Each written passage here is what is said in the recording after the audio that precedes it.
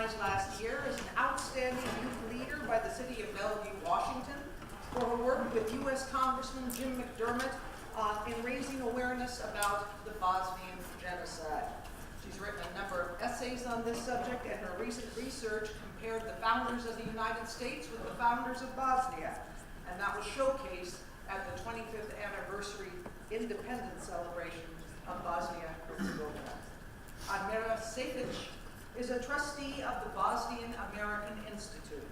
She will share her experience as a child during the war, who was wounded, and her story of survival against very difficult odds.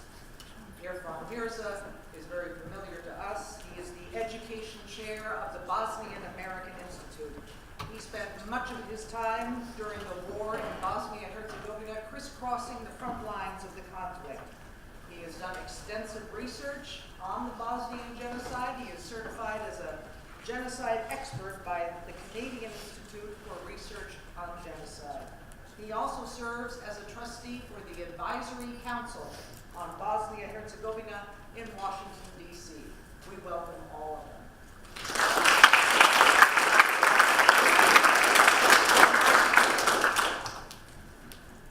2017 marks Bosnia and Herzegovina's 25th independence anniversary as a sovereign nation. Bosnia's founders challenged the powers of former Yugoslavia and faced unprovoked military attack by the fourth most powerful army in Europe. They endured an unbalanced, internationally forced arms embargo, where the Serb army continued to manufacture munitions, yet the Bosnians were denied weapons to defend themselves. From 1992 to 1995, Serb tanks, artillery, and heavy weapons bombarded Bosnia's infrastructure, while snipers and shells targeted the country's civilians. Towns and villages that stood in the way of the Serb army were obliterated. People who were not Serbs were ethnically cleansed out of their homes and forced to become refugees within and outside their ancestral homeland. Nearly every Bosnian town and city was under siege. More than 100,000 people were killed, 2 million displaced, 26,000 women, girls, men, and boys raped. More than 600 concentration camps set up in Serb and Croat-held territory across Bosnia-Herzegovina. The brutality was beyond measure. Bosnia's civilian population was thrust into a war against an army that had previously sworn to protect them. With munitions coming freely from Serbia, there was no hope for non-Serbs in Bosnia. In early 1993, Bosnia's Croats acquired weapons from Croatia and initiated a betrayal of their own. Croatian President Franjo Tuđman and Serbian President Slobodan Milošević made a deal to carve up Bosnia and Herzegovina, a flagrant infringement on Bosnia's sovereignty and a violation of human rights of Bosnians and Herzegovinians, and furthermore, with no regard for the future of their own people, who would have to live with the indignation of genocide and betrayal for generations to come. Out of that war, 250,000 refugees were allowed to come to America. One of them was my mother. She was fortunate, more so than many others in her family. Her relatives, neighbors, and family friends were killed, imprisoned, tortured, or treated with brutality that exceeds all known limits and convention. In July 1995, in the town of Srebrenica, 8,372 boys and men were separated from their families, taken to various locations, and slaughtered in an act of genocide. A crime of this magnitude has not been perpetrated on European soil since the Holocaust. During each of Bosnia's 1,425-day siege, every Serb soldier who participated in that siege made a conscious decision to sustain genocidal brutality against the Bosnian population. During each of the 600 days of war waged up by Bosnia's Croat militias, each of those soldiers had as many chances to rethink whether they wanted to continue betraying their neighbors and friends. History, eyewitnesses, survivors, international observers, independent journalists, and court testimony and findings have recorded how those soldiers chose. A handful have been tried and convicted. Tens of thousands remain at large. Our collective memory of the facts of the Bosnian War has been established. But do we have the empathy for those facts? My answer is sadly no. But that's just my perspective. You are now going to hear from someone who survived the Bosnian genocide, and later from someone who observed it firsthand. I'm honored that you have given me this time to share my view. Please welcome our next speaker, Admira Sejfić. Thank you. Hello everyone. I am very pleased that you were able to make it.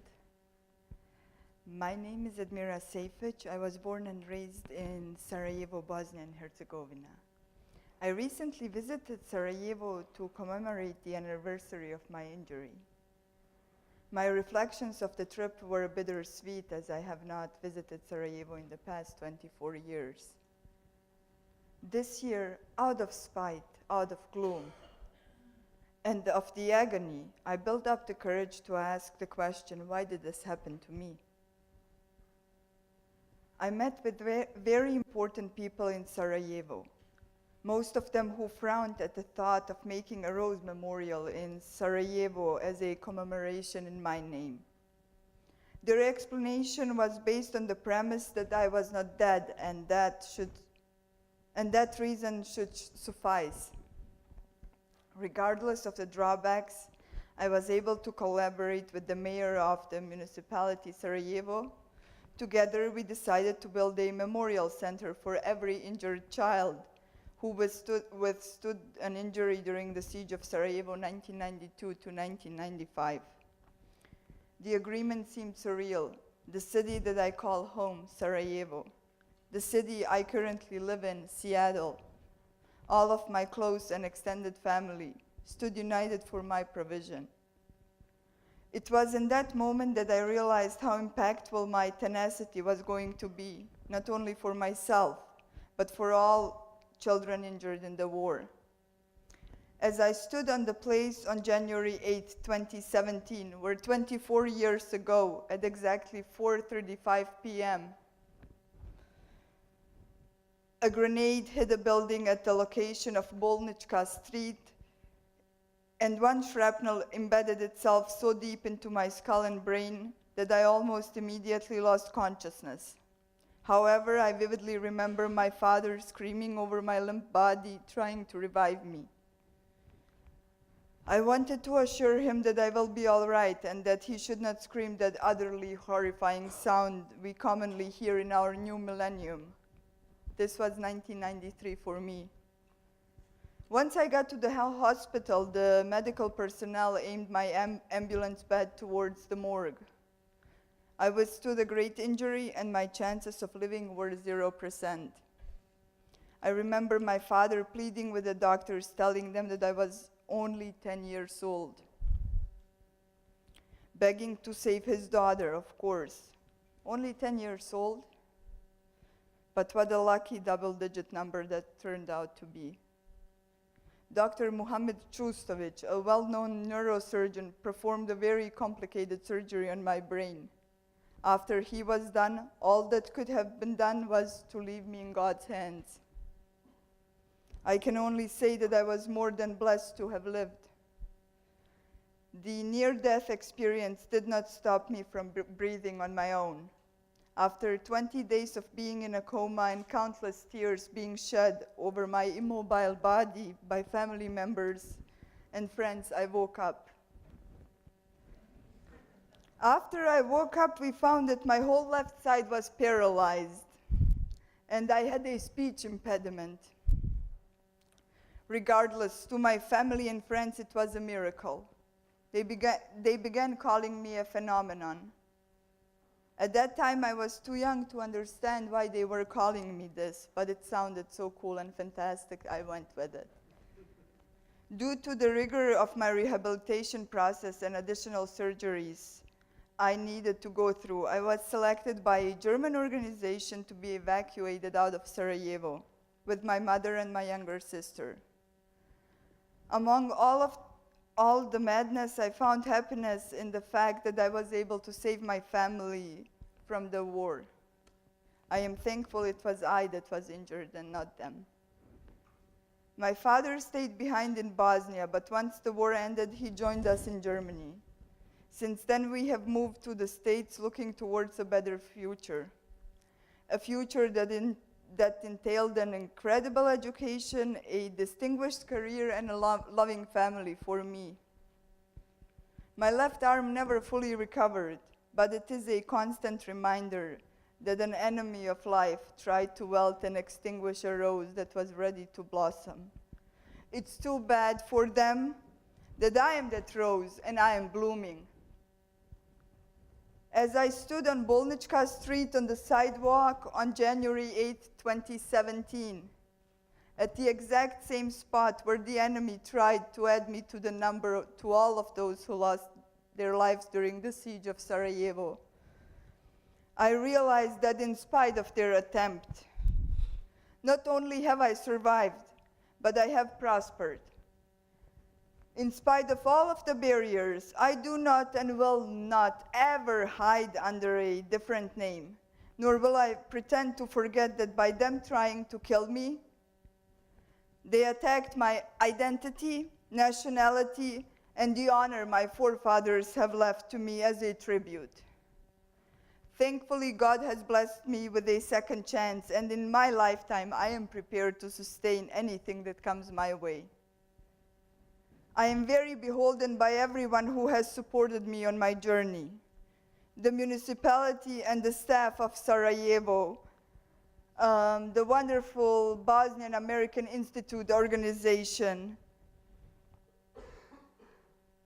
and everyone else who was one of the supporters of the idea to compose a memorial center for every injured child, no matter what nationality or ethnic background they come from in Sarajevo. Per the wish of the mayor and everyone in Sarajevo, including myself, we are hopeful that the world will not be blinded, muted, and deafened to understand that a child's life should not be politicized, nor taken for granted, because the world's future lies in the arms of those very children. News article for the children who performed for over 20,000 people.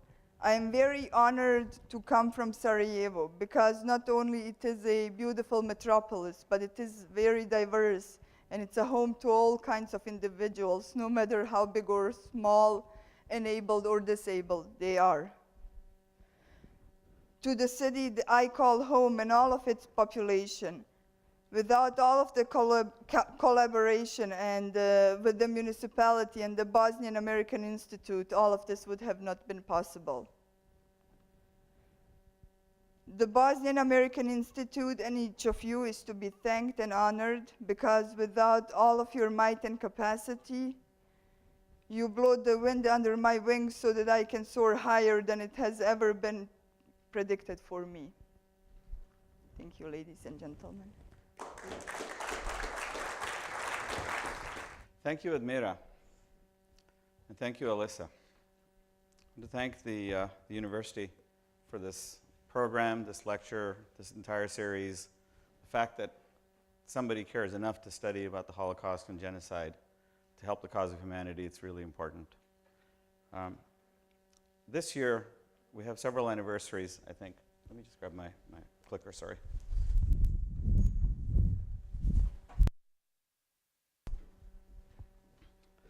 This year we have several anniversaries, I think. 2017 marks the sort of significant year anniversaries of a lot of different things. So Sunday marked the 525th year that Columbus sailed out of Spain and headed towards finding riches and new lands for Queen Isabella. March 31st, ahead of that, marked the 525th anniversary of the Spanish Inquisition. Right? As Elisa said earlier, March 4th marked the 25th anniversary of the independence of Bosnia-Herzegovina. So an awful lot is happening. Sunday, we celebrated Easter, so for those of you who were celebrating, Happy Easter. And of course, today is, in Bosnia-Herzegovina, Pesach, and also around the world, the last day of the Passover. And so those of you who celebrate that, I wish you all the best on this very important holy occasion for you. It's important to note today that what we're doing, bringing lecturers and speakers and people who survived genocide and people who are even observers like myself or second generation like Alyssa, is we're actually all participating in the process of creating something that we're calling collective memory at this point. Right? Collective memory is this notion that we are all going to share in understanding events, outcomes, causes, actors, players, observers. There's an entire ecosystem of worldly eyes that were watching these events as they were happening. Right? We heard earlier about the Armenian genocide. All of the eyes that were watching that were gone. Right? So we now have to reconstruct that. And so one of the things that we've done over history is that we've actually created these collective moments, these community moments, where we can remind ourselves of what happened. And it's appropriate that this lecture falls today for me because the Passover is exactly that, right? What is it that the Passover commemorates? Do we know? Can somebody tell me?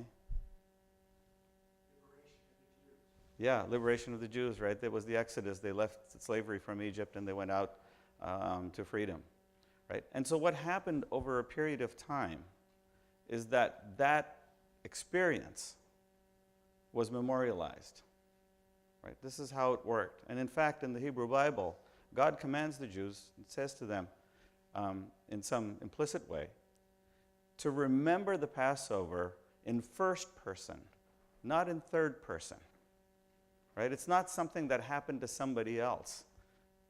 Right? In the Hebrew Bible, it is something that you are supposed to experience and share for yourself. This is why they eat unleavened bread, right? Because it's the experience of that. And through that experience, memory is formed. Thousands of years. How long ago was it that the Jews were on this Exodus? It was a long, long time ago. Yet we remember it. And we commemorate, we celebrate, we remember that moment. Right? And so this is the basis of what we're going to be talking about today. And the reason I asked, in particular, Alisa and Admira to come is because the idea was that we were going to have a conversation about how collective memory is formed, and more importantly, why it's important to have that collective memory, and then how that collective memory turns into empathy. Because knowledge is one thing, and having empathy is another. What we'll talk about, we heard Elisa sort of talk about, well, we now have the knowledge of the facts of what happened, and you heard her in a very classic research style. She rattled off some statistics about how many people were killed and how bad the war was and who did what to whom to a certain extent. Right? And all of that is really, really well recorded. And then at the end she said, well, do we have empathy? And her perspective was, no, we don't. Because here's the reality of it. And I'll give you a personal example that I went through just a couple of weeks ago. My cat got his nail stuck in the carpet. We have a carpet in the garage. And he got it stuck. And I saw him struggling and struggling to get it out. So I decided to go over to help him because I felt, this needs my help. I had some empathy for him. And then he hissed at me. And I was like, what? Dude, I feed you twice a day. I clean your litter, right? And you're hissing at me? So I thought, the best thing to do, let him suffer a little bit longer. I delayed my action to go and help him until he calmed down. Right? So his denial of loyalty to me by hissing at me, and perhaps he was just sneezing, I don't know, but it certainly seemed like a hiss to me. That denial caused me to delay my action. I thought to myself, maybe I don't have as much empathy for him as I thought I had. So the conclusion I draw from that simple experience and from all of the experiences that we've undergone is that empathy evokes action. If you truly feel badly for somebody, a lame dog, a cat with its nail stuck in the carpet. You'll go to do something, right? And what we found is that genocide after genocide after genocide, the large number that happened, we really don't have much empathy. Or if we do, we certainly have not been able to parlay that empathy into action. Right? Nobody likes to see anybody suffer. Generally, people just don't. And yet, when we do see them, where's the call to action? Right? What is it that we need to do as a society in order to say, enough is enough, never again? There's a lot of phrases that sort of talk about that. So today we're going to explore this topic along those lines. We'll talk a little bit about the Bosnian genocide. We'll talk about, sorry, I'm just going to get caught up with my slides here. Just give me 1 second. Whoop, whoop. Okay. We're going to talk about what it takes to form a collective memory of an event like the Bosnian genocide. We'll talk about what it takes to create empathy for something like the Bosnian genocide and what that ultimately results in. Okay. So the Bosnian genocide, maybe this is a little bit small. It basically had two goals. One goal was the destruction of Bosnia-Herzegovina as a republic. And the other goal was the extirpation of the Bosniak population. And by extirpation, we mean what? Getting rid of them, eliminating them, moving them out, doing whatever it takes to get them out of the way, including extermination.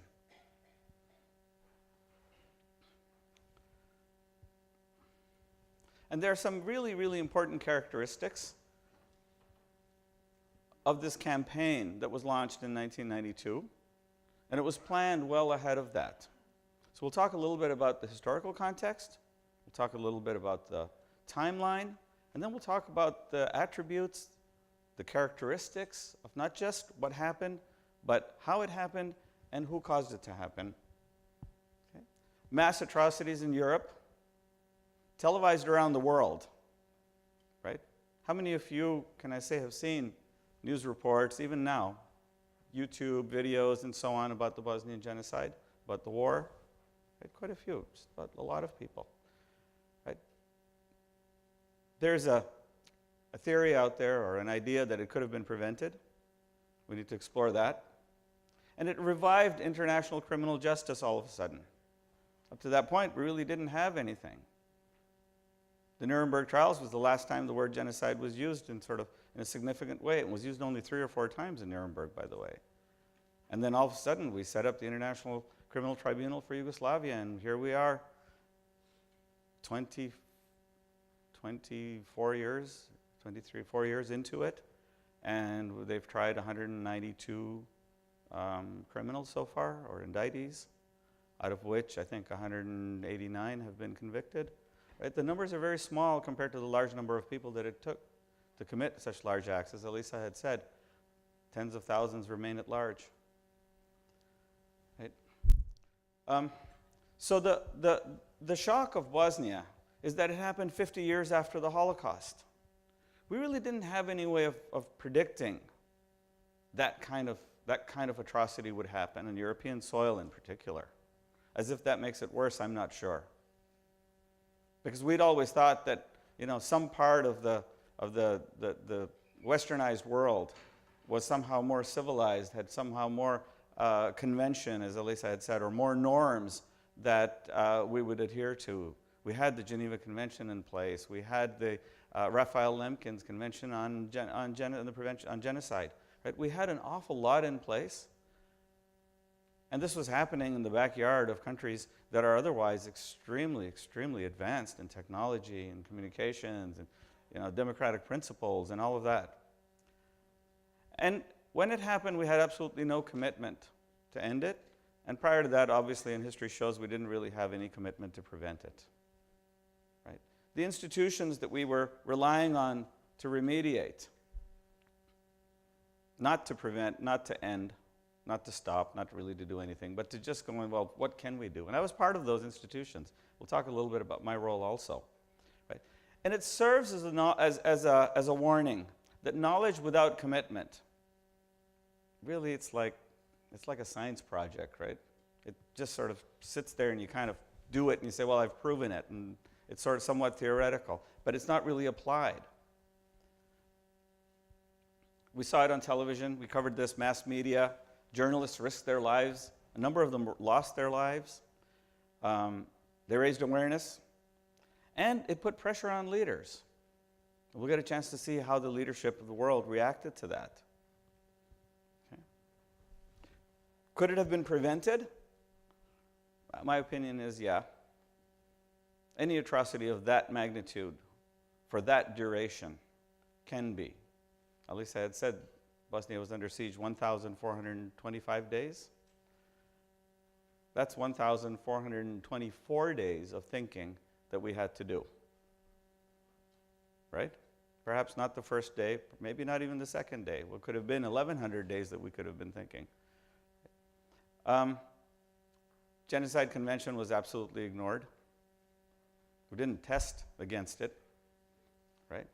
And what we did is we placed 36,000 neutral observers in the theater.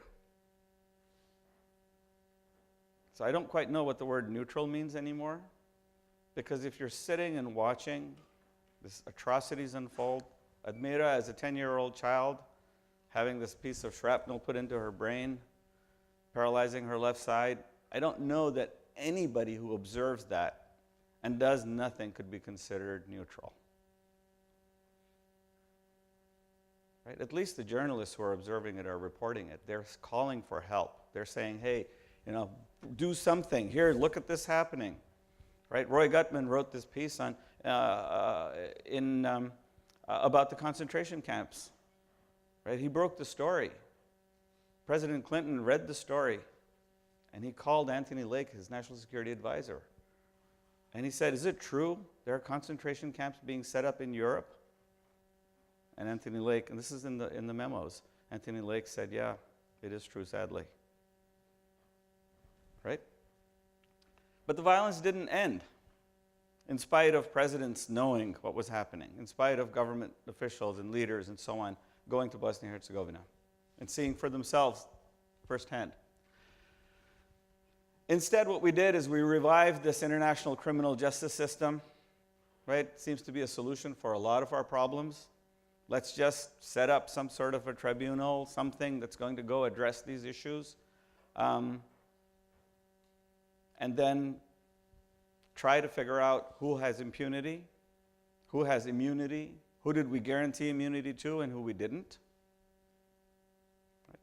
But at the end of it all, the criminal justice system we set up, the international system, it created a historical record.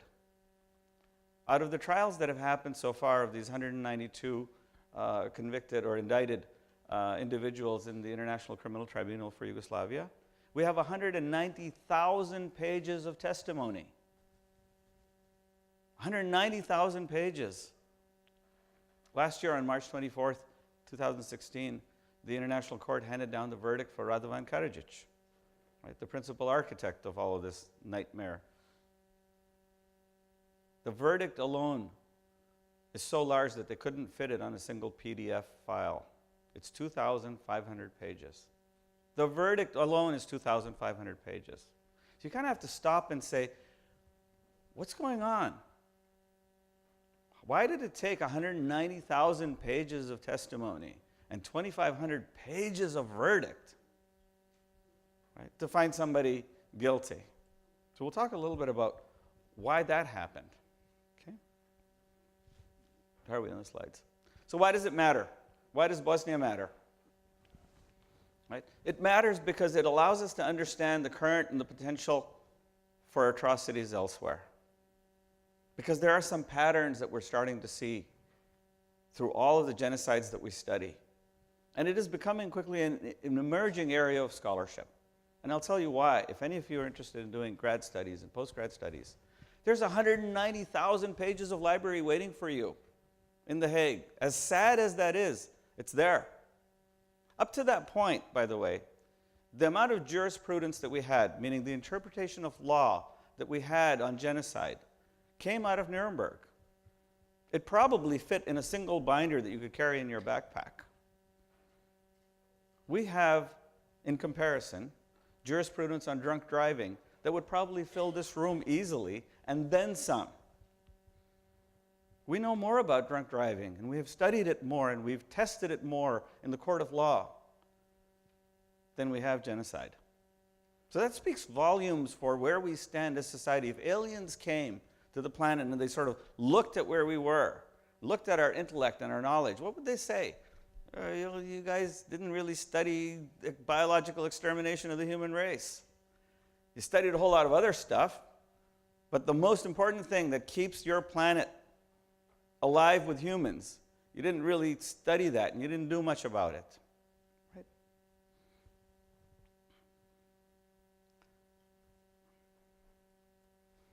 Okay.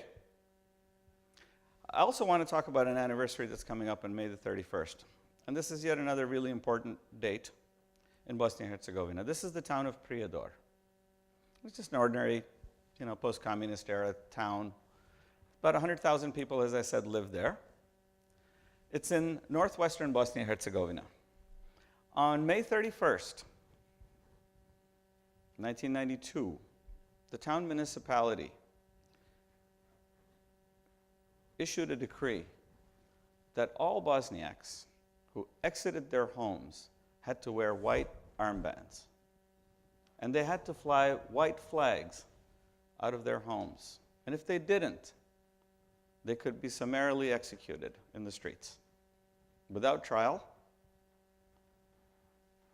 and not necessarily only by police or military, but by anybody. Right? This is happening in 1992. So it's a really sad anniversary that comes up. I want to describe something to you that happened in that town of Prijedor, I think, and it's up there. This is a book called Raw Memory, and in it, the author writes something that is extremely relevant and somewhat personal and close to me. He said, I knew there included a Prijedor judge, Nusret Asivac, an economist, Mugbila Beshirovic, an office worker at the mine, Sadia Avdic, and he's describing a woman now, Vedad Mahmulyin, a teacher and member of the SDA, which is the Democratic Action Party in Bosnia-Herzegovina. The last two I've never seen again. And people write about people who are missing in books all the time, except this person that was missing, this Vedad Mahmulyin, happens to be the mother of this young man, who in 2015 became Boeing's Employee of the Year. If you ever fly a 777 aircraft, well, he's the guy who built the tail wing of it. And he built it in some ingenious way that the entire company, out of the 80,000 engineers that they have, recognized him for his excellence. So the stories of war all of a sudden become extremely personal. I happen to know Vedad. We were very good friends, as a matter of fact. And as I was reading this book, Raw Memory, I saw his mother's name pop out, and I said, I didn't know his mother. I didn't know her name. I just know the last name. And I thought to myself, could it be the same? And I didn't know even how to approach him. So I sent him an email, and I said, hey, I saw reading a book, and I saw this. And a few days later, he replied, he said, yeah, that's my mother. Thank you for sharing that with me. I didn't know. There's a lot of things he didn't know about her, and they're covered by somebody that he doesn't know, right?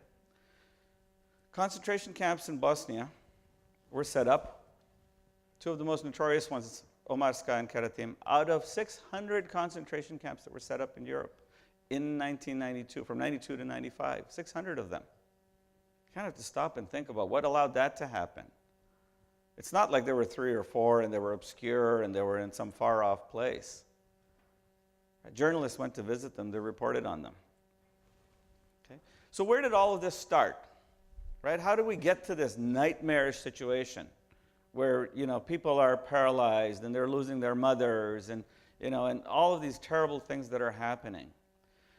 Well, it was California Governor Warren Johnson who said one of the first casualties of war is truth. Right? And so Slobodan Milosevic came to power in Yugoslavia in 1991.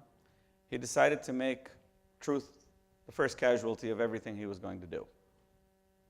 He reinstated the centuries-old assault and decided to go after the indigenous people of Bosnia-Herzegovina. He challenged their identity, their inalienable right to territory where they had lived for eons, and their civil right to govern themselves. Right? But this assault that Milosevic unleashed wasn't invented by him. It was invented in Yugoslavia by a man by the name of Ilya Garašanin. In 1844, Ilya Garašanin was the deputy minister of Serbia. And he wrote a plan, a blueprint, of how the Serbs were going to save themselves from the Austro-Hungarian rule, the tyranny of the Austro-Hungarian Empire that had taken over all of former Yugoslavia, and then some. And in the plan, he called out a couple of very important things.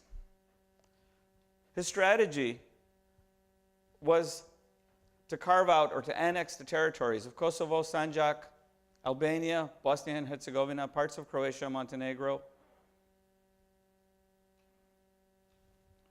And he had no qualms about using force, because he said in his doctrine that it was okay to use force to accomplish these goals. The idea was to set up something he called Velika Serbia, which is Greater Serbia. Right? And how did he sell this plan? Well, he sold it by saying that the Bosnians are actually deviants or variants of Serbs who have converted to Islam. He said the Croats are actually variants of Serbs who have converted to Catholicism.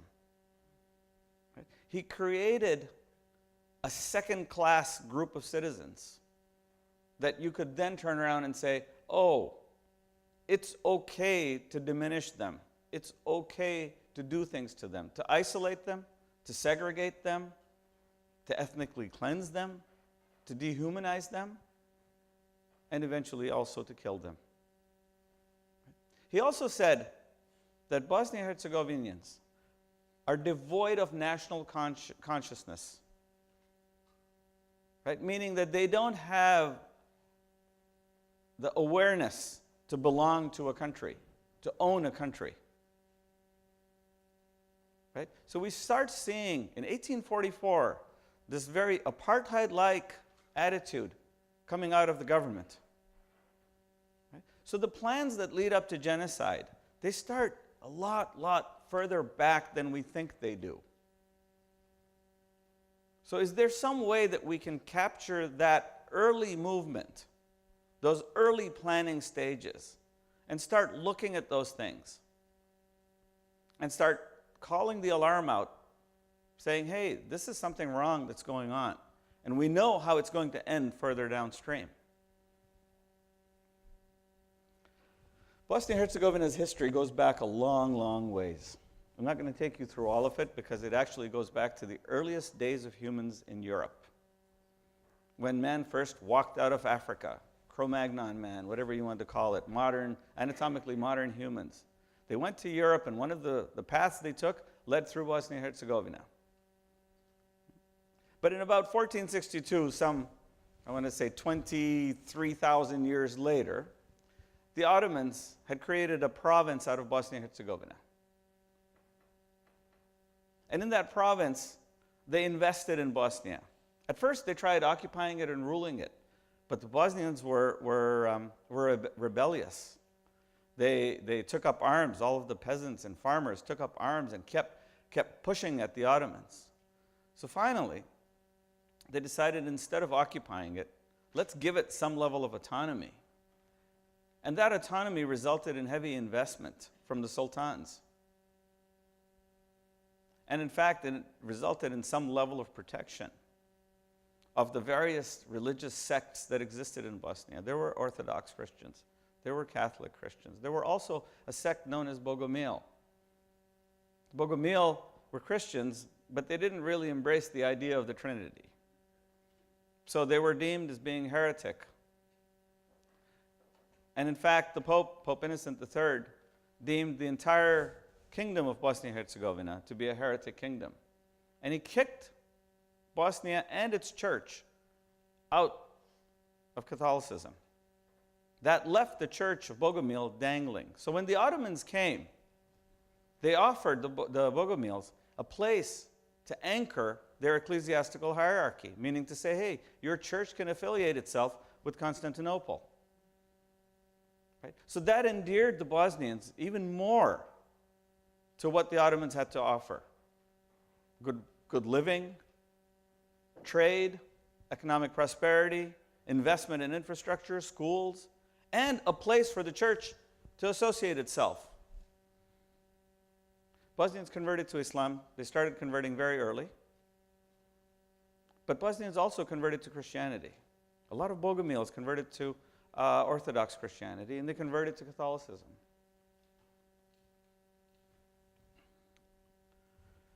After the Ottomans, everybody knows what happened, right? Treaties were signed. Austro-Hungarians took over. Right? Do we know that period?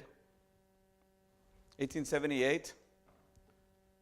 Turkey was the Congress of Berlin. Turkey was allowed to retain Bosnia-Herzegovina, and then they lost it after that in the Treaty of Karlovac, right? So the Austro-Hungarians came and they did the same thing that the Ottomans had done. They occupied Bosnia. They sent a garrison there, and the Bosnians again revolted. And then the Austrians kind of looked back and said, wow, you know what? Maybe we just need to go invest in these people like the Turks did, and might get a better result. So they did. So now when you go to Bosnia, you'll see two different types of growth and development and investment. One is the old Turkish, and then the street right next to it, you'll see the sort of more modern Austro-Hungarian architecture. The Austrians brought the tramway to Sarajevo. Right? The Turks had brought underground sewage to Sarajevo. So libraries went up, institutions, and so on. Bosnia prospered even under Austrian rule. But the Serbs weren't happy because the investment wasn't going in their direction as much as they'd wanted, and they were really, really looking for independence and autonomy. So do you know who these people are? Start with this guy here. He's a duke. His name is Archduke Franz Ferdinand. Right? He was the heir to the Austro-Hungarian dynasty. And the guy next to him, this is Gavrilo Princip. He assassinated the Archduke in the streets of Sarajevo in 1914, June 28th. And the Archduke's wife.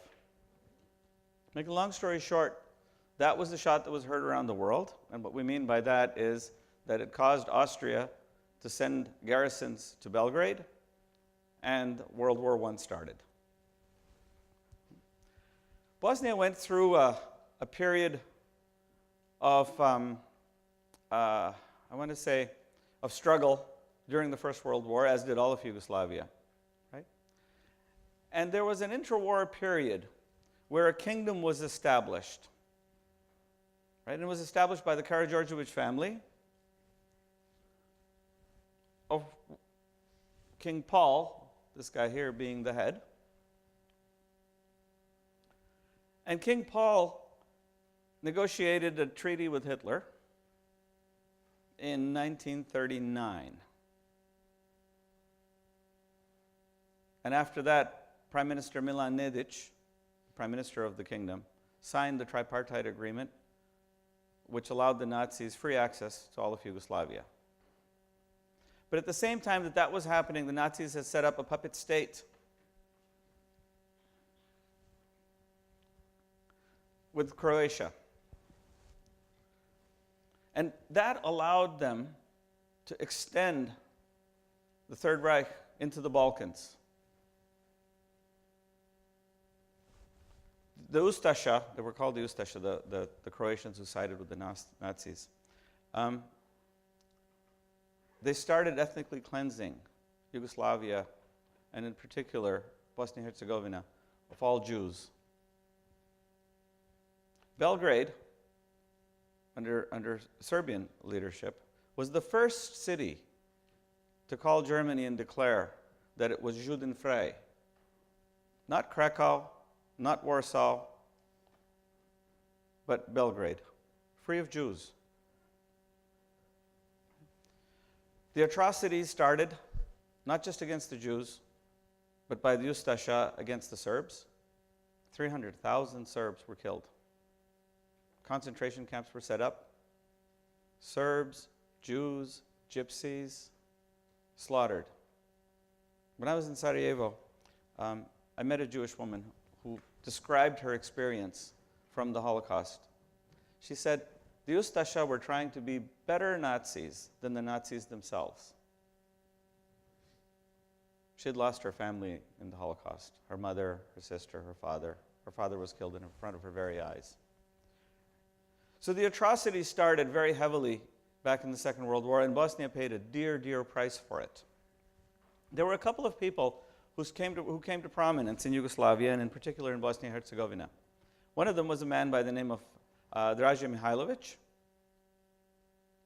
and he formed a group of resistance fighters called the Chetniks. Another man was a man by the name of Josip Broz Tito. He formed a group of resistance fighters called the Partisans. And what Tito did was he went after the Nazis. He started protecting everybody who needed protection. And Mihajlovic started the same way. But when he suffered losses, Mihajlovic withdrew into the forests. And then he started terrorizing everybody that wasn't a Serb because they were easier targets. And it made it easier for his band to survive. Tito and Mihajlovic started going at each other. Ultimately, Tito prevailed. Mihajlovic was executed. And now here was Tito, at the end of the Second World War, faced with a torn country, a kingdom that had been torn apart, and he decided that he would pull it together. So he pulled together 6 republics: Serbia, Croatia, Montenegro, Macedonia, Bosnia-Herzegovina, and Slovenia, and 2 autonomous provinces, Kosovo and Vojvodina, into this thing that he called the Socialist Federal Republic of Yugoslavia. Okay. We've covered this, the consequences of the war in Bosnia, more than 300,000 Serbs slaughtered. Okay. Serbs, Romas, Gypsy people, Jews, Croat sympathizers, Muslims, anybody who resisted the Nazis or the Ustasha. Once Tito took over, he brought Yugoslavia to prosperity. And in 1984, exactly, we saw the Sarajevo Winter Olympics. I was a kid then, and I watched them on television. I was thrilled. Jim Nance, I remember, was the ABC News broadcaster telling us about these amazing Olympics that were taking place. It was one of the first views I'd ever had behind the Iron Curtain. And I remember very clearly, all of these people, they won my heart. Do we know who these are? Katrina Witt from East Germany at the time, right? Yeah, God, I was just so fascinated by her grace and her poise and everything else. These are the Maher brothers from Pacific Northwest, from Idaho, right? And then we saw all of the phenomenal skaters, Torvald and Dean, right? So we watched all of this on television, and this was the first exposure that many of us had had to Sarajevo at that point. So imagine this, like, Olympic city, right? Lake Placid, New York, we had the Winter Olympics there. Salt Lake City, we had the Winter Olympics there. Calgary, Alberta. Lillehammer, Norway. Sapporo, Japan. Right? This is 1984. And then in 1992, this happens. Right? How is that possible? Like, would you believe it if I said to you, hey, Salt Lake City is going to burn? I wouldn't believe it. And they didn't either. Right? This man, this is Jure Franko. He's a Slovenian skier. And he won the only medal that Yugoslavia had won in those Olympics. And in Lillehammer, Norway, Sports Illustrated interviewed him 10 years later, after 1990, this was 2002, I think. And he said, I could not believe the joy and the brotherhood that I felt when I won the bronze medal for downhill skiing. And here they were, 1992, seceding, not necessarily in a civilized way. Right?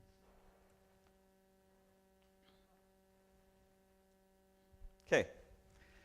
Fast forward to May 1992. Do you know who this guy is? I did have more hair, absolutely. So one of the things, if any of you are ever planning on going to a war zone, right, shave your head before you go, because you're certainly going to lose your hair afterwards. So I went as a humanitarian worker in 1992, shortly after the war started. I couldn't believe that this was happening in Europe. I couldn't believe any of what I was hearing or reading. And so I decided to go there and see for myself. And I ended up spending 2 years there. And as Dr. Parnas had said earlier, I crisscrossed the front lines. I was compelled to stay. I didn't have much of a choice, because even though I went there to sort of see what it was all about, I couldn't end up being neutral. I had to take sides. And the side I took was the side of those who needed help. That was the only distinction that I made, was did you need help or did you not? And if you did, then I was on your side. If you stopped me or tried to stop me from delivering medical supplies, food, blankets, water, well, then you were a bad guy in my books. And it was a really simple rule for me, black and white. And when I saw the theater of operations and the United Nations coming and these large agencies and governments and diplomats, and they were trying to figure out who's who in the zoo, I thought to myself, why is it so complicated? Child, hungry, thirsty, medical attention needed, that's who. Soldier, gun, tank, shells, weapons, helmets, that's another who. Isn't that enough? It should have been. We look at Syria today and we say, well, we don't really know who's who over there. Does it really matter? At the end of the day, that the needy child is Yazidi, or a Muslim, or left-handed or right? Do we have to now go to look at labels before we decide that we're going to help somebody? Right? So that's the first obstruction that we come to understanding empathy, is that what label are you?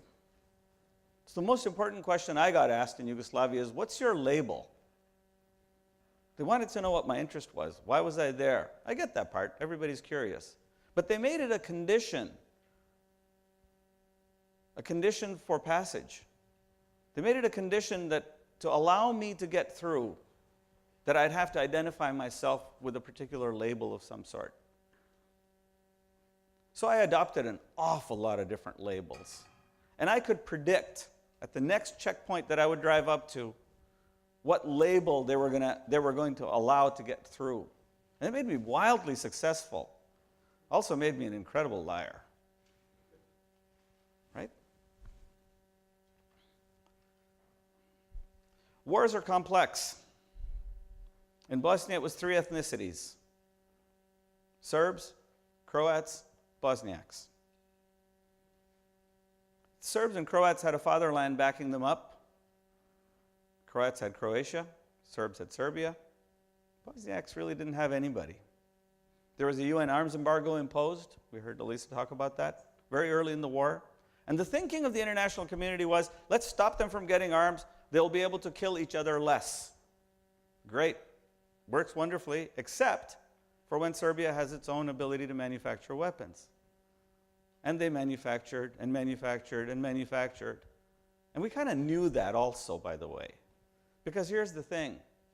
Before the war in Bosnia started, who were the powers in Europe? Can you name them, the military powers? The top 4, Russia was 1, Britain, France. Number 4 was Yugoslavia. Right? And you don't get to be the 4th most powerful army in a continent unless you can manufacture weapons. Right? So we knew all of this, and in spite of that, we said, well, we're going to go impose an arms embargo. And so when the world did that, we all of a sudden took on an accountability. It's like me and my little silly cat thing, right? The cat's there, he's got his nail stuck. If his nail had broken, I would have probably felt badly about it and said, you know what, I'm accountable for that. Right? So we ended up taking on accountability. So when we say we were neutral observers, yeah, we kind of lost that whole neutral thing when we decided to impose the arms embargo. And then we kept losing that neutrality when we continued and persisted the embargo. Okay? statistics of the war, 100,000 people killed. At least I had gone through this already. 26,000 women raped. What was that all about? Men and boys too. What was that all about? I understand shells going off, people dying, it's an accident. What do they call it? Friendly fire, collateral damage. We have all these wonderful names for these things to describe, death and destruction, unwanted, unnecessary death and destruction. 26,000 people raped. Right? Now we're reaching a different form. This is more than war. There's an intent to indignate a society. Bosnians up to that point were very proud of the fact that they had protected their women through medieval times. Generation after generation of Bosnians had sort of protected this insular barrier, right? So now we were attacking the backbone, the pride of the nation, of the people. So now we can start looking at the differences between war and genocide. What are they? Right? Intent is definitely one of them. I'm sure you're all familiar with Raphael Lemkin's convention on genocide, right? You understand it. And so this is where it all starts to go south. It goes beyond war, beyond territory, as Ilya Garašanin had wanted it. Snipers taking up positions on rooftops. Oh my God, this was a nightmare. What's that all about? You sit on a rooftop and you snipe and shoot at children who are playing in a playground.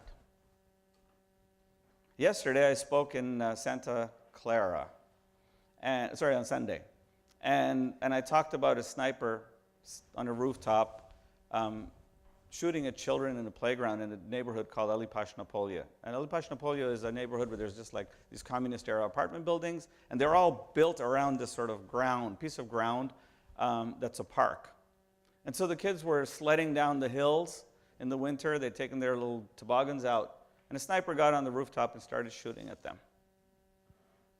Right? And so a man came up to me afterwards. He says, I lived in the apartment building right the area you were describing.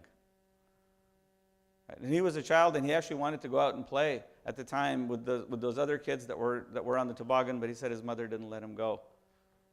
Right? Six children were killed in that episode. So what does it take for a sniper to get into his head that, oh yeah, I am really protecting my nation, I'm going to go and shoot this, 7-year-old child in a playground? Right? Tanks. We talked a little bit about that. This is actually an image of tanks rolling in, Serbian tanks rolling in. Destruction of buildings, naturally. This is one of the things that happens. Any infrastructure gets taken out during a war. This is the Bosnian parliament building, attacked. Very early government infrastructure. But then apartment buildings? What does that have to do with it? I get it. Armies are saying, hey, we're coming in, we're taking over your country, and da-da-da-da-da. But what's that all about? Didn't really make much sense to me. Okay. I think we covered a lot of this. We'll try to get through this. 2 million people forcefully displaced. That's another weird thing that happened, right? It's no longer just a matter of war. You're actually cleansing towns. Remember we talked earlier about Belgrade being free of Jews? Is this what this was? Prijedor being free of Bosniaks, free of Muslims? Is that what the game was?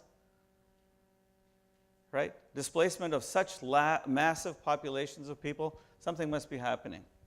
Right? So the roles that we ended up looking at are these roles. It wasn't just the people holding the guns. There were leaders, people who made decisions to do all of this. Right? A large number of, how shall I describe, coordinators, orchestrators, right? People who planned, people who executed what the international courts have called a joint criminal enterprise. This is a new word introduced now into our vocabulary, or a new phrase, sadly. Right? That people are actually coordinating with each other in order to be able to go and commit this level of atrocities. And their key attributes, sadly, read like the attributes of somebody who's running an enterprise. They have opportunity management. Oh, such and such a village is unprotected. Oh, let's send the brigade and wipe them out. Right? This weekend in Bosnia marked the slaughter of a village named Ahmići. And people yesterday and day before yesterday said to me, oh, you haven't talked about that. And I said, I've talked about it for a long, long time. I was in Amici. Not when it happened, but about a week after it happened. They locked up all of the residents that were there in that town into their basements, and they set their homes on fire. The oldest man who was killed was 79 years old. The youngest that was killed was 3 years old. Right? A level of brutality that's based on opportunity. Leadership models, all the way from Milosevic down to the lieutenants, to the governments, and so on, and then to the army, and all of the people who executed, and then even to the civilians who were engaged in this. It took a lot of people. Radovan Karadzic said at one point, there are 20,000 soldiers surrounding Sarajevo. Now, Sarajevo is a metropolitan city. It's a cosmopolitan city. Admira's from there, and she's very proud of the fact that she's from there. It has hotels, and it had the Olympics and all of that. What does it take to blockade the city so that you can neither get in or get out? I was fortunate because I knew kind of how to sort of navigate the rhetoric that they were spewing out at the time to be able to get in and out. But not everybody else was able to do that. Peripheral behavior. These are people like me. A bunch of people are dying, and what am I doing? Well, I'm going to feed them. That's the best I could do. I couldn't lift the arms embargo. I didn't have it in me to do that. Right? But I could rescue a few children. I could go to a concentration camp. I negotiated a few people to get out, sent them off to Denmark and the United States and Canada and a bunch of other places to get them out of danger. And then there is this notion of primary activities, right? The people who are actually doing all of this. Somebody was financing it. Somebody has been cheering it. Somebody was orchestrating it. So the level of accountability that starts to come out of this is quite high. Right? A little bit more about me. So rather than being just an independent operation, I decided I would sync up with the United Nations High Commissioner for Refugees. And I ended up being credentialed by them. And I said, you know what? At least it gives me some level of access to intelligence that I didn't have. And then the reports started coming on a daily basis to me, where the front lines were, which towns were being attacked, how they were being attacked, and more importantly, how many people were there and what the casualty situation was on a daily basis. So it wasn't like we didn't know. If I knew, and I was like nobody, somebody who was a somebody had to know a lot more. Right? So we start wondering about the attributes of genocide. Right? What does it take? And how do we get to a state where the world actually decides to do something? So I'm going to skip ahead a few slides here because the version that's up there is a little bit different than the one that I have, I just realized. But here we go. So this is the memo from the White House. Now we're at a point where somebody really, really knows. The most powerful, most influential man in the United States, President of the United States, knows. These documents have been released by the Clinton Library under the Freedom of Information Act. So it's not like, you know, I got connections with Snowden or anything. And what does it say? This is a conversation that President Bill Clinton is having with French President Jacques Chirac. You see what we are seeing on TV? How the Serbs are separating men from women, sending women to be raped, and killing men who are old enough to bear arms. In my opinion, we can no longer just stand by and watch this. Hey, 2 presidents, 2 world powers. And the date of this is July 13th, 1995. The massacres in Srebrenica started the week of July 11th. 8,372 boys and men separated from their families and killed. Right? So this is kind of where I want to go into a little bit of analysis. What is Bosnia all about, and what was it that was causing this thing? And then we're going to take questions and answers, and we'll have a discussion to talk about the things that are more important to you. Okay? Collective memory is formed in an interesting way. Eyewitness testimony, we got 190,000 pages of it in The Hague for sure. Then there's like 250,000 Bosnian refugees in the United States. Every one of them has a story to tell. Every one of them can share with you like Admira. Survivor stories, stories of family members that were lost. And then the second generation, Alisa was a great example of that. Have the facts, they understand it. But if you go and parse her essay, and I did that, what I noted was that she's complaining in it. She said in the first part of her essay, this incredible injustice was imposed on the Bosnian people, this arms embargo. And at the end she said, thousands of criminals are still walking around free, continuing to refer to this injustice that happened. Right?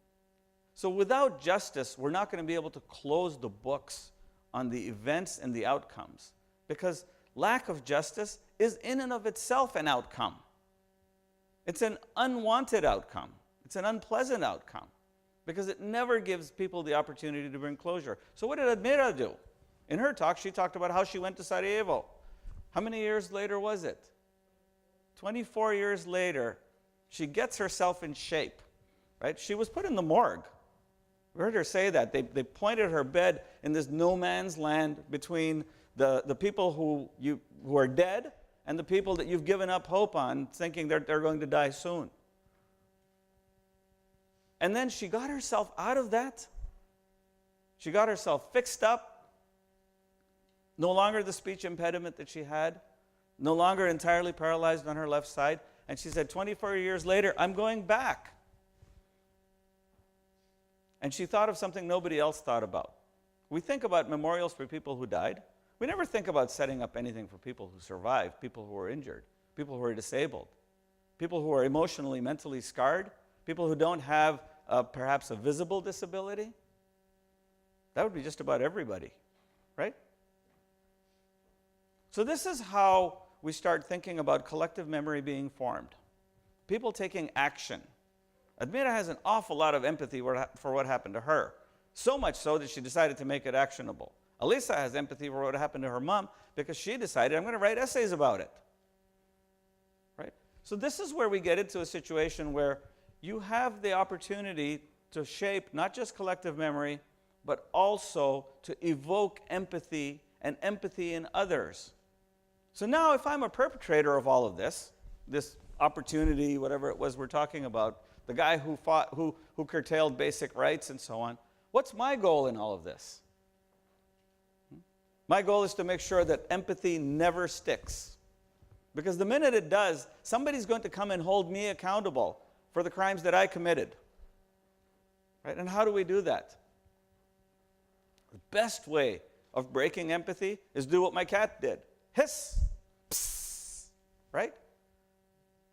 Create the momentum behind denial. Right? The last phase of genocide is denial. Right? In some ways, denial continues, perpetuates the genocide. Right? So here's the tactic that we see today.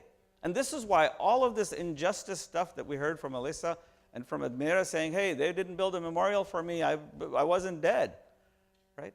It matters now because, why? The denial continues. So on March 23rd, 2016, one of the entities in Bosnia-Herzegovina, Republika Srpska, the part of Bosnia that was handed over to the Serbs, decided to name a dormitory, a student dorm, not unlike the dorms you have here at SSU, after Radovan Karadzic, convicted genocidal war criminal.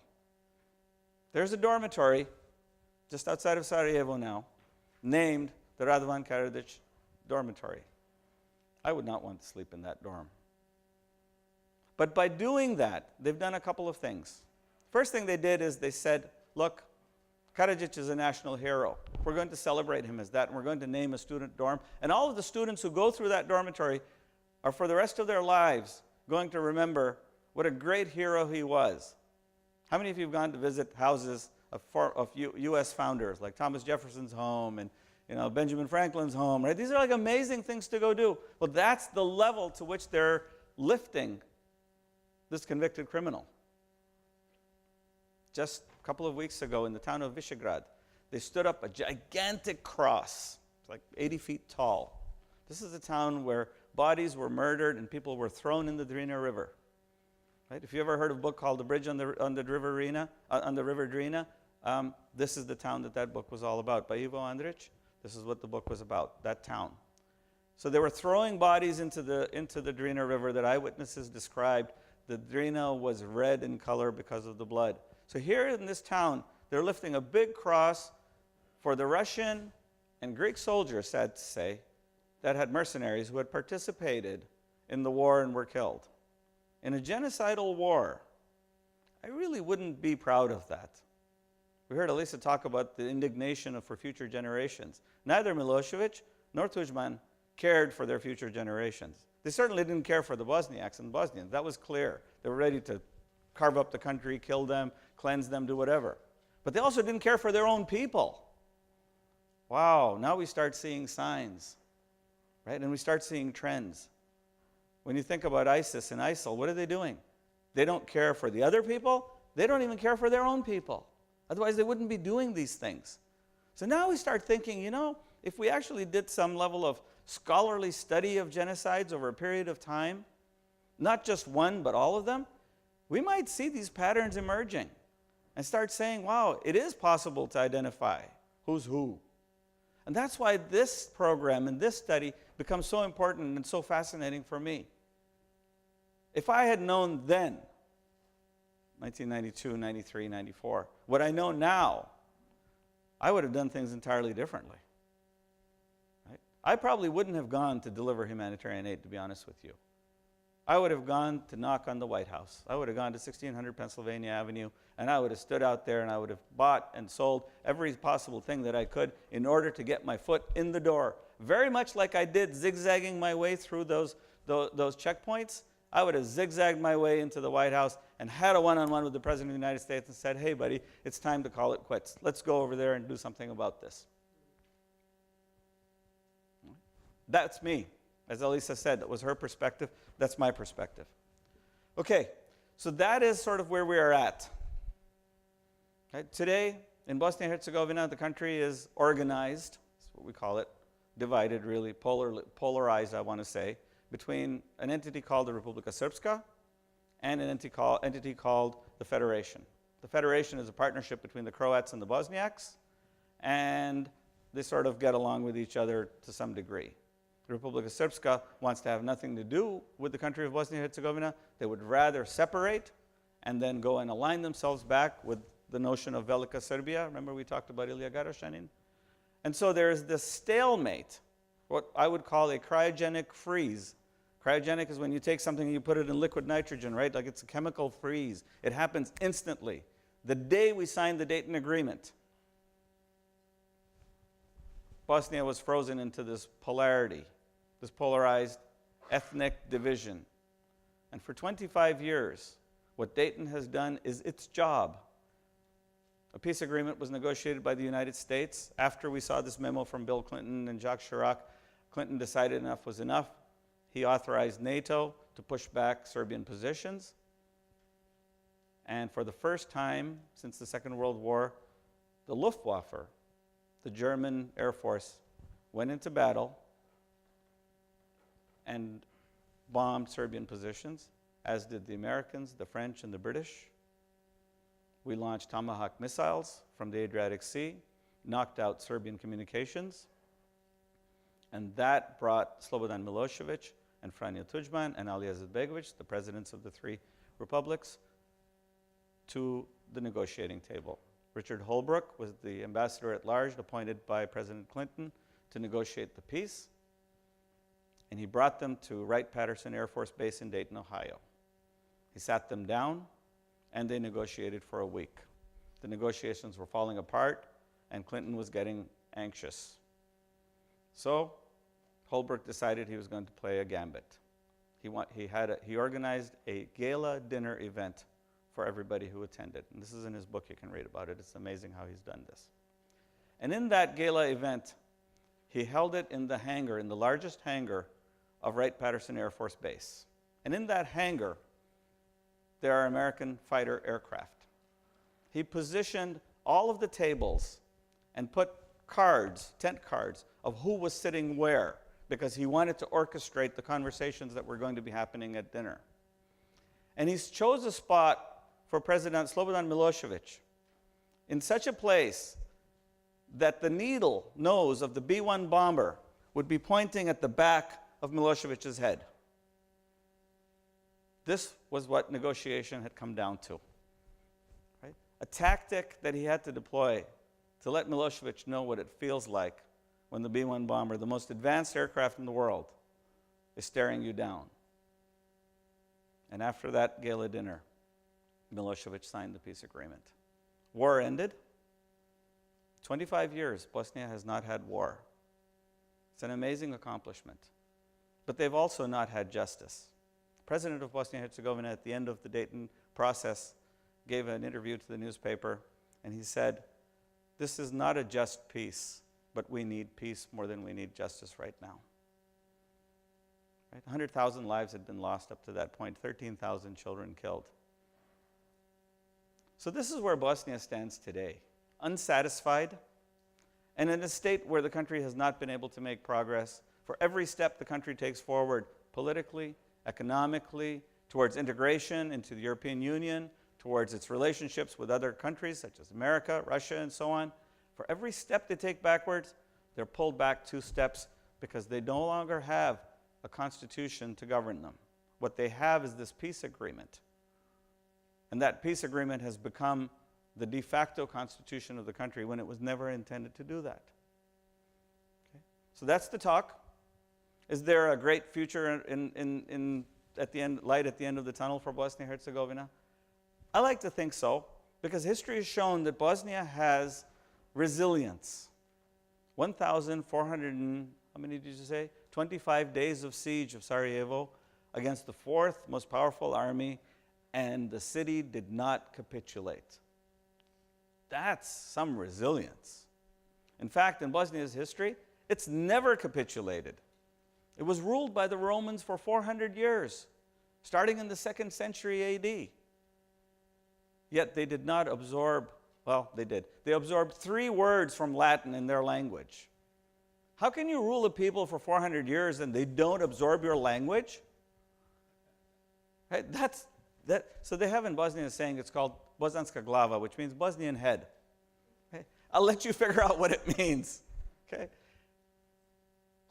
So I have hope for the country, and I hope for its people, because their people are these 2 that you saw up here. People that are just, wow, Admira, really? You're a phenomenal example of a Bosnian. Somebody who survived against all odds and has stood up with dignity and grace and said, hey, here's where I think my future is going. You are the, what did you say, wind under my wing, right? She's relying on all of us to prop her up, as is much Bosnia-Herzegovina, relying on the world at this point to be the wind under its wing, under its broken wing. So that's the conversation I wanted to have with you today. I'm open to questions, comments, anything you'd like to give me feedback on. Please, let's start.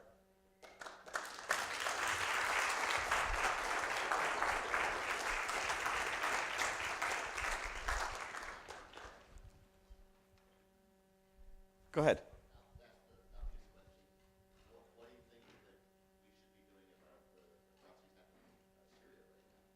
So I'm going to repeat the question if you don't mind. The question is, what should we be doing, or what do I think we should be doing about the atrocities that are happening in Syria?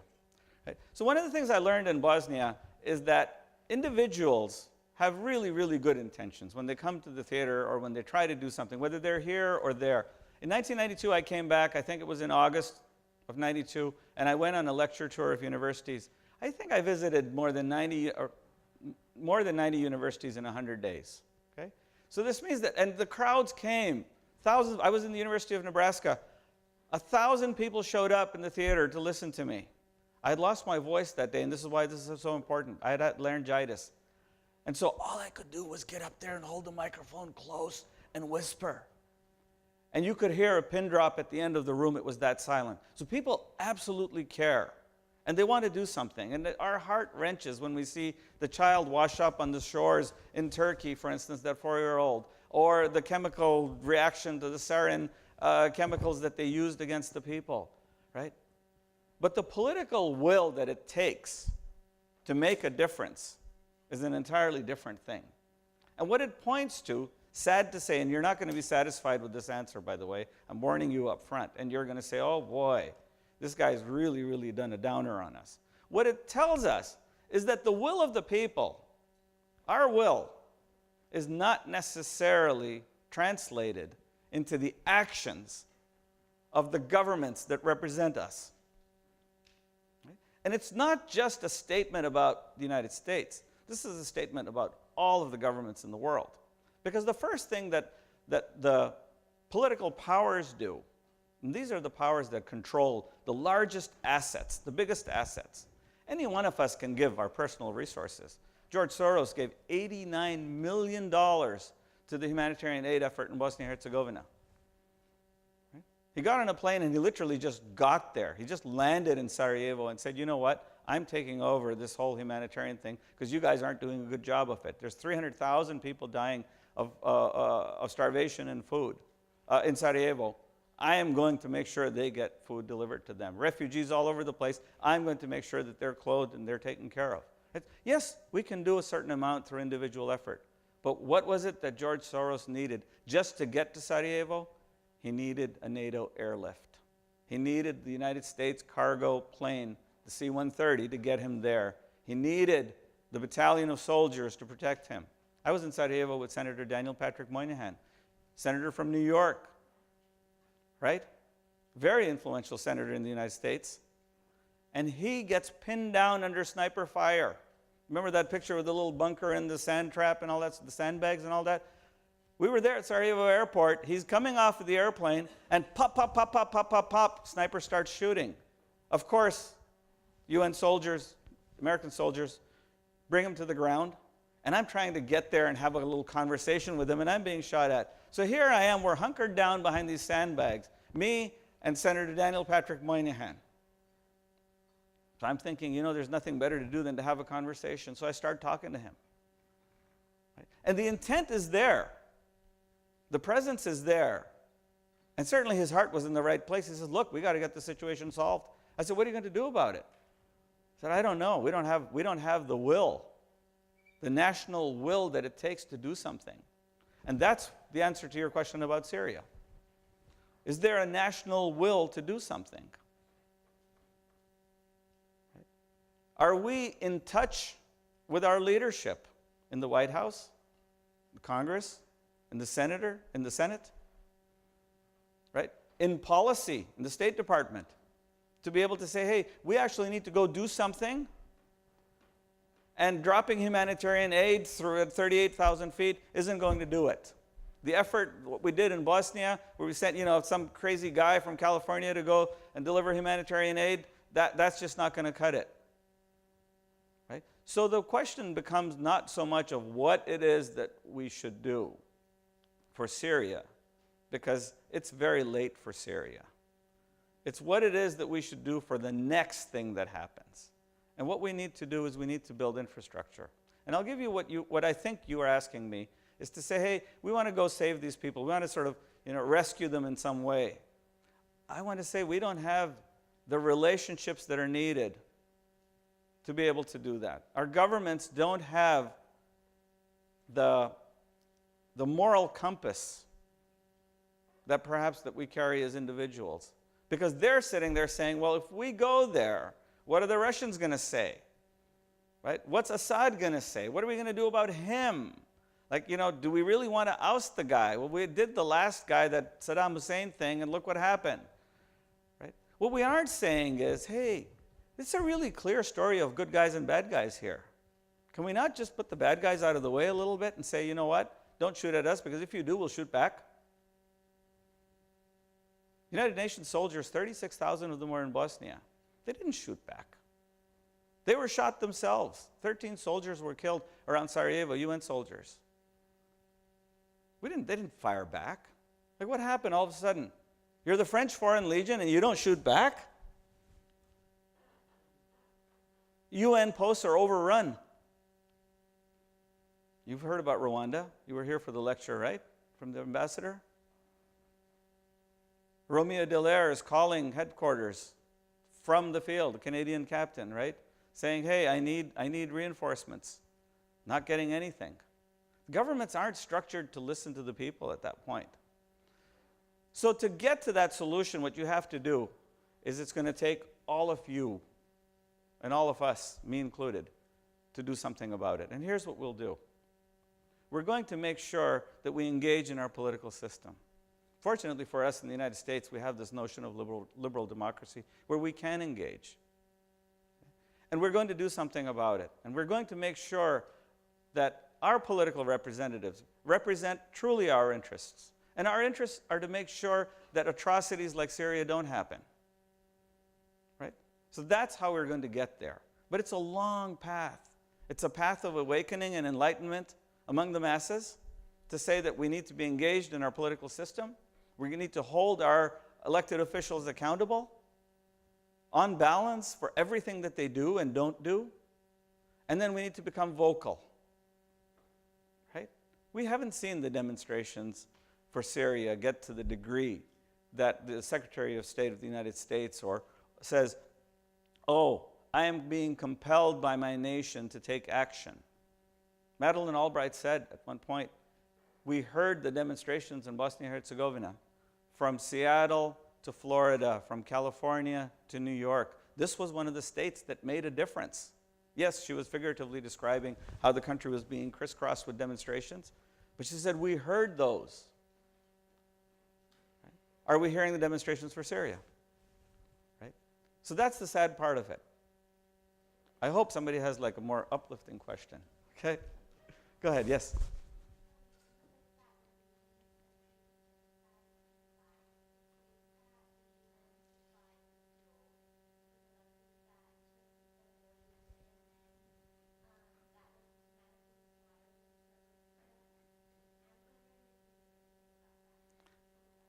So the question is that the UN supplied, there were some talk of the United Nations soldiers supplying the fuel for the buses that separated the boys and the men, and they took them to the warehouses in the fields to be killed. So the way it worked with the UN in general, the short answer to your question is yes. The way it works with the UN is it's always a negotiation. I was driving humanitarian aid back and forth, and I was dealing in humanitarian aid, meaning I would bribe people with it. I had cooking oil, and I'd say, look, I got a truck full of cooking oil. Here's the deal I'm going to make with you. I got 16 checkpoints between here and the place that I want to get to. I can give you 2 cases. Okay? So yeah, so we wheeled and dealed in our supplies. And the United Nations soldiers, not the civilian workers, actually had access to fuel. Right? So they wheeled and dealed in the fuel. But in Srebrenica, the situation was that the Dutch battalion had created this UN safe zone because there was a mandate, a resolution was passed in the United Nations to create that safe zone. And so they were sort of obligated to preserve that, and they wheeled and dealed in order to preserve it. But they were completely overwhelmed.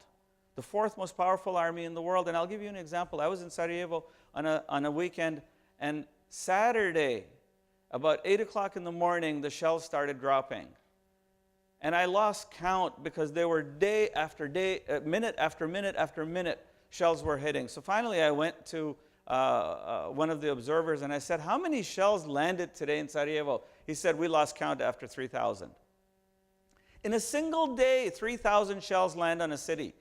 Now I want you to compare that today to the firepower of European militaries. If the country of Belgium today wanted to launch 3,000 shells on a target, on an enemy target, they would not have the capacity to do that. The entire country of Belgium could not do that. Yet one brigade, one division of the Yugoslav People's Army, the Romania Brigade it was called, was actually able to drop 3,000 shells on a city in a single day.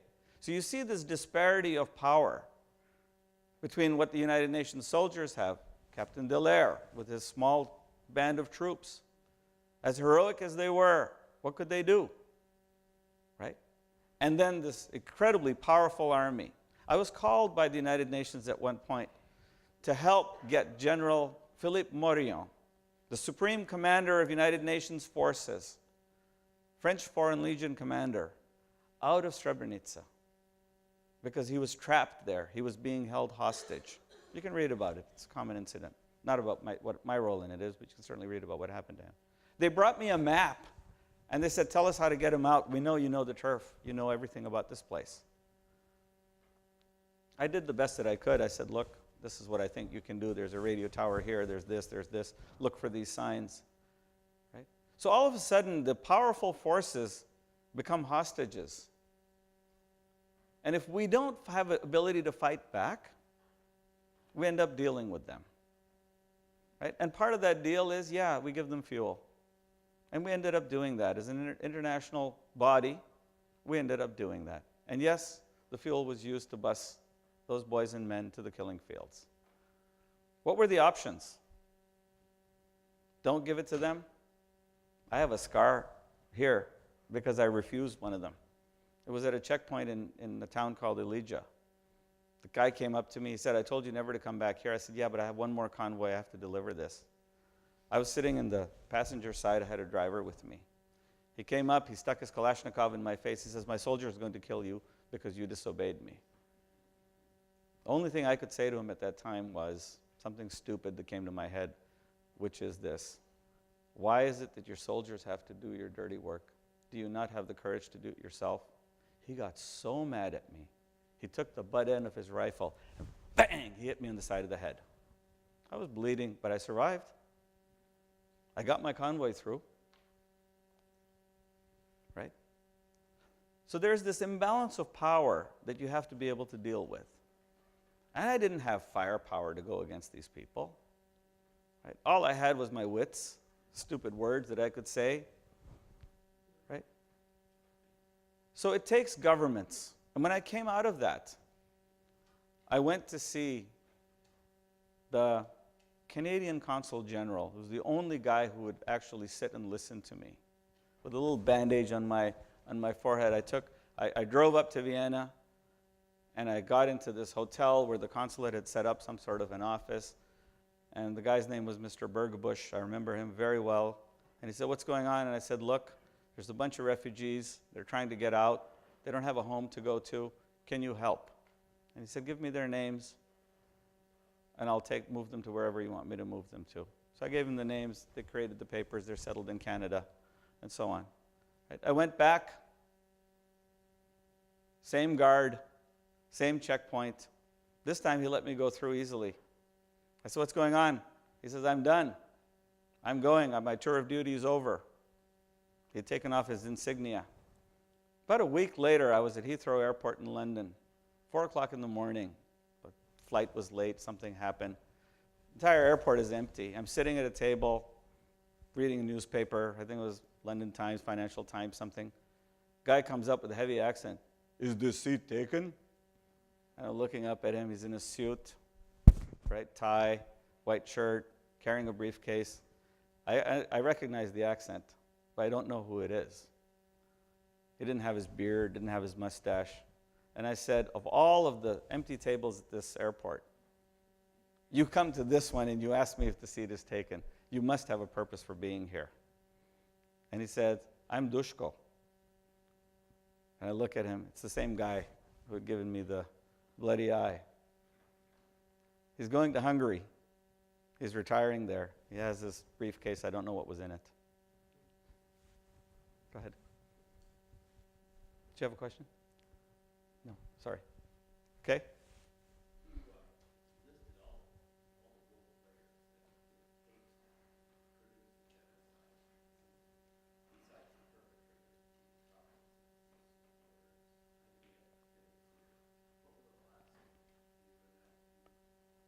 Sorry, so which ones had I already listed? The perpetrators?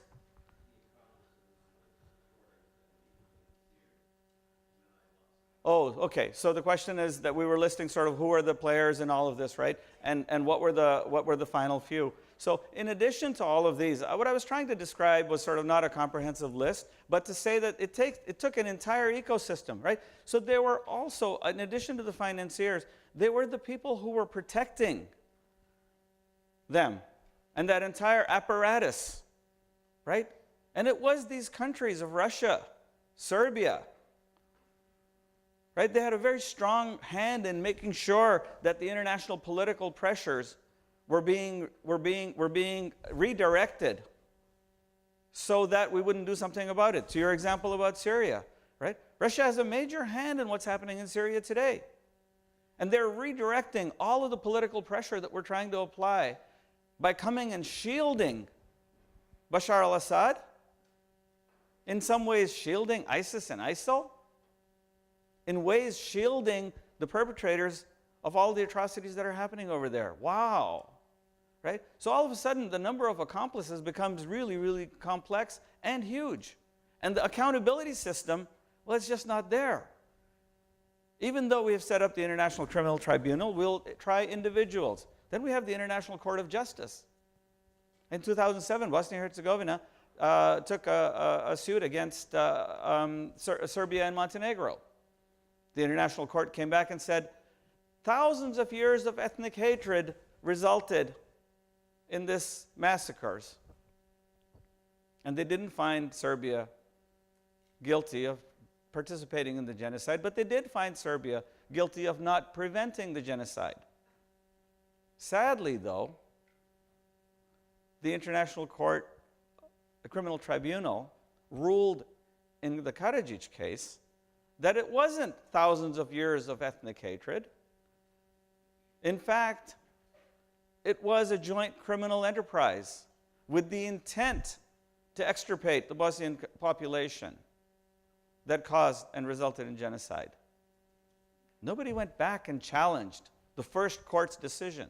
And the reason we didn't do it is because, as I said earlier, the amount of jurisprudence that's been developed in the world on genocide is this thin. So that means that in order for us, to your point about Syria, in order for us to be able to actually exercise some level of authority over these genocides, some level of influence over them, we're going to need to have thousands of them happen before we build the level of jurisprudence that we need, because that's what we did with drunk driving, right? Thousands and thousands of drunk drivers killing thousands of children. Finally, we said, oh, we're going to go and create jurisprudence around this because the courts actually went out and tried it. There's another approach to this, which is the approach of scholarship.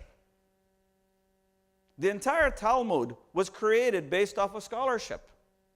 It wasn't based off of trial and error and cases that happened, right? It's a significant tenet of the Judaic faith. Sharia law was created out of all of this scholarship. If we can create law out of scholarship, why could we not do it for genocide? Right? Okay. Questions, comments? We're coming close to time, so somebody else? Yes?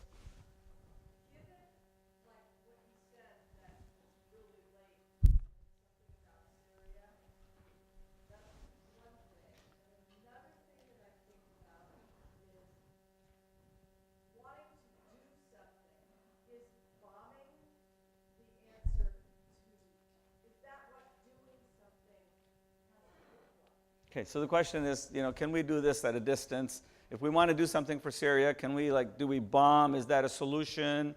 What are the tools that are available to us to go and respond? And Syria is a particularly painful topic, because one of the things that we haven't done is we haven't gone out and created all of the relationships that we needed to create in the first place.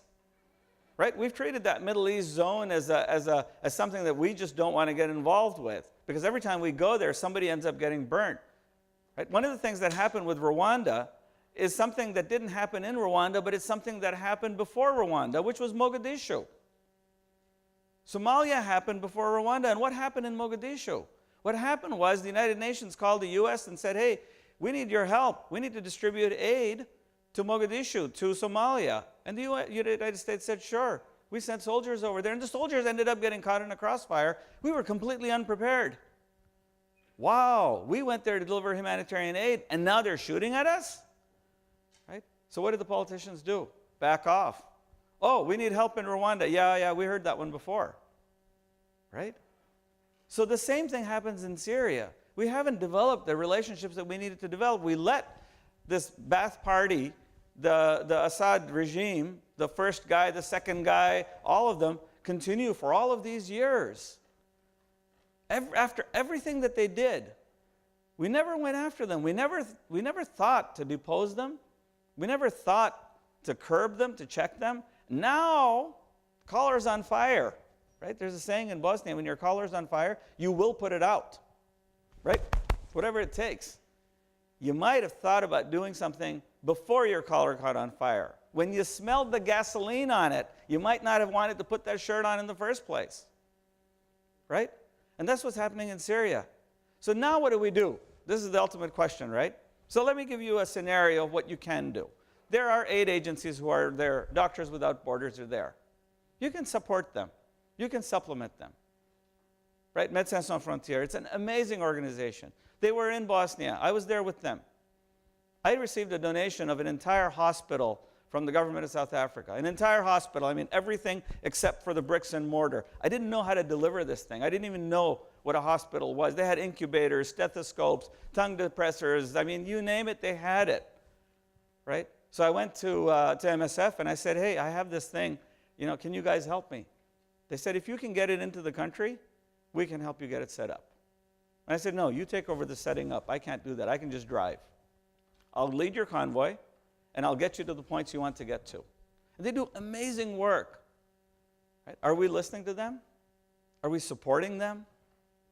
Can we give them military backup so they don't get shot?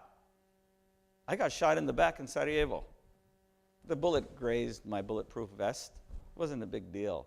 Oh, for the vest company, it was huge because, you know, they actually had a vest that was in a war zone and it got shattered. It's in a museum in Florida someplace now. Why did they shoot at me? What was I doing? Right? And where was my country to protect me? Where was my United Nations when I went to the U.S. consul? I said, hey, they shot at me. Yeah, what were you doing there in the first place? Does it not bother you that, you know, one of your people is getting injured trying to do something over there? Yeah, well, you should really stay out until the war ends. Yeah, well, when the war ends, you know what? All of them are going to be dead.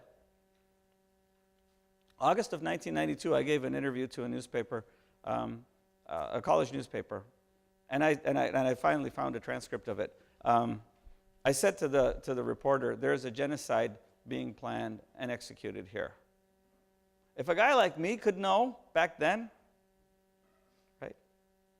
So the question for Syria is the world willing to come up with a new model, right, where we start delivering humanitarian aid, not as an after-the-fact kind of thing, but as a real-time event, as refugees flow, as wars are fought?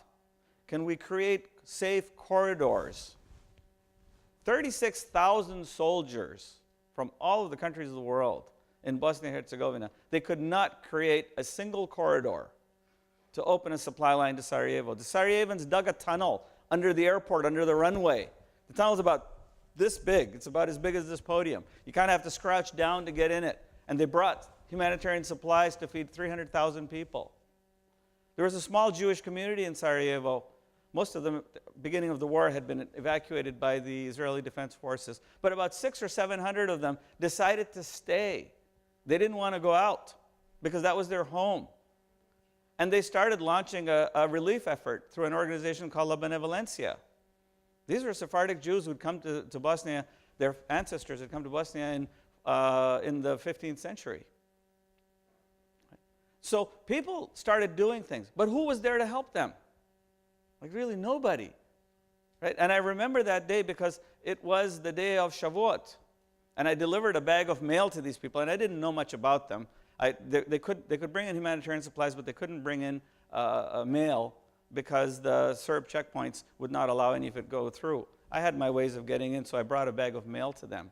And people were opening their letters, and they were reading, and this was in the synagogue. And they ended up, one lady was really sad. And I thought, oh boy, I delivered bad news. Some family member must have been lost. So I went up to her, you know, feeling really badly about what I'd done. And I said, I hope I didn't deliver bad news. She says, no. She says, today is the day of Shavuot. I said, is that a sad day? And she said, no, it's just in the Sephardic tradition, we celebrate this day with dairy. Well, they didn't have any milk products in Sarajevo. They hadn't had them for months, for 6 months at least. But luckily for me, I'm a chocolate freak, okay? So I had some chocolate bars in my backpack, and I took them out, and I said, well, does this count as dairy? And she looked at me, she looked at the number of people there, she looked at the couple of chocolates I had, and she said, no, not really. And I said, well, I also have cheese. I had 2 wheels of cheese with me. And I said, that is dairy, I know that much. And I said, does that count? She said, yeah, but we couldn't really have your rations. These are yours. So I said, you know what? Let's share these, because I'll tell you what. Tomorrow, I'm going to be on a United Nations plane, one of those military cargo planes, a C-130 U.S. cargo plane, and I'm going to be going to Ancona, Italy. And there is this amazing restaurant in Ancona where they sell this pasta primavera and all of these other things that I'm going to be just feasting on. So giving up my wheel of cheese today, that's not a really big deal. So that was my first Shavuot, by the way. I ended up having it in Sarajevo. But there was nobody there to help me. There was no military escort, right? I had to beg, borrow, steal resources from whoever, right? So the political will needs to be there to establish safe zones, to enforce them, to hold open corridors for supplies, right? Then you have an opportunity of going and doing something in Syria. I would love to see the President of the United States today and the Secretary of State and our military establishment say, we're going to go into Syria and we're going to establish a safe zone. That's what's needed. Now, do we have the influence up there to go make that happen? If we don't, then you're going to have some other guy like me coming here a few years from now saying, hey, I was in Syria, here's what I saw. They're going to bring some incredible lady up here, or gentleman, to talk to you about his survival story, right? And we have faith in humanity for all of that. But our faith and our trust in humanity depends back on our activism. It depends on the influence we exercise. What is your span of influence to the nation in which you live? Can you influence your neighbor? Right? I want to tell you one quick short story. My son asked me something about, we were talking about the story of, he's 8 years old. We were talking about the story of the wolf, the boy that cried wolf. Finally, he said, what does that have to do with anything? He's studying the Constitution of the United States. We talked about freedom of speech. And I gave him the example of yelling fire in a theater, right? You all know the analogy, right? So he came back and I said to him, look, there are 2 things. Along with the freedom comes responsibility. We have a certain freedom in the United States, right? We're not being shelled, killed, and so on. We have a responsibility much the same way. It's a moral obligation to those who are being shelled, to those who are being killed. By the way, my son came back and he said to me, what if there's actually a fire in the theater? And I said, well, at that point, you actually do have to yell fire. So he said, so there are really 3 points to this, not just 2. There is the freedom of speech, the freedom of action. There is your responsibility to make sure you don't abuse it. And the third one is that when it's necessary, that you do exercise it. Right? And Syria is exactly that. It is necessary.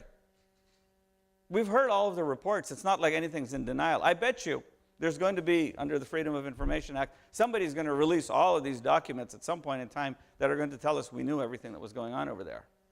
So it's not like we don't know. It's just that we don't have the empathy right now, the collective empathy to take action on it. Right? Okay? Thank you.